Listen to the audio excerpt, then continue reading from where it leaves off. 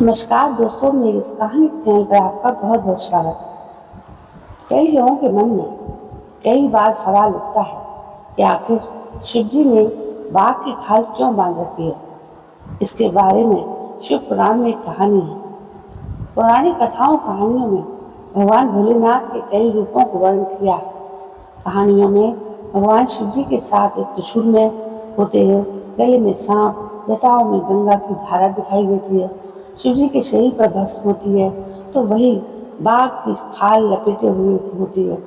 शिवजी की हर तस्वीर में उन्हें बाघ की खाल पर विराजमान दिखाया गया है। कई लोगों के मन में कई बार सवाल उठता है कि आखिर शिवजी ने बाघ की खाल क्यों बांध रखी है।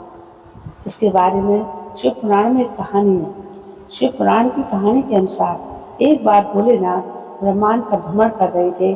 भ्रमण करते करते वो एक जंगल में जा पहुंचे। जंगल में कई ऋषि मुनि अपने परिवार के साथ रहते थे। शिवजी जंगल में बिना वस्त्रों के थे।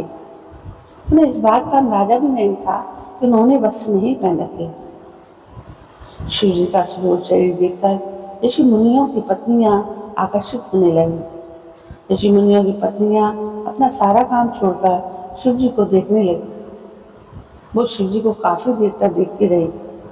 इन सबसे ऋषि मुनियों को गुस्सा आ गया और उन्होंने शिवजी के खिलाफ एक योजना बनाई।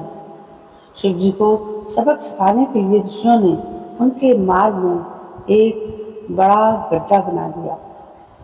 शिवजी उसमें गिर गए। उसके बाद ऋषियों ने गड्ढे में एक बाघ को भी गिरा दिया। वो चाहते थे कि ये बाघ शिवजी को मारकर खा जाए। कुछ ही देर में शिवजी बाहर आए और उनके शरीर पर खाल लिपटी हुई थी। इसके बाद से ही शिवजी बाघ की खाल को शरीर से लपेटे रहते हैं और उस पर विराजमान होते हैं। इसके अलावा एक दूसरी कहानी भी है जिसमें बताया गया है कि भगवान विष्णु शिवजी को एक अनोखा उपहार देना चाहते थे। शिवजी को अनोखा उपहार देने के लिए उन्होंने योजना बनाई। नरसिंह भगवान ने अवतार लिया और हिरण्यकश्यप का वध कर दिया। नरसिंह भगवान संसार का अंत करने का पकड़ आतुर थे। यह देखकर तीनों लोगों के देवता भयभीत हो गए। भगवान नरसिंह को वश में करने के लिए वीरभद्र गरुड़ सिंह और मनुष्य का मिश्रित रूप धारण करके प्रकट हुए और शरभ कहलाए। शरभ और नरसिंह का युद्ध हुआ।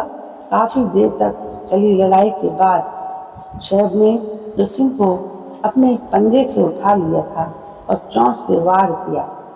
इस बार से नरसिंह आहत हो गए और अपना शरीर त्यागने का फैसला लिया और साथ ही शिवजी से प्रार्थना की कि वो उनके शरीर को आसन के रूप में स्वीकार करें।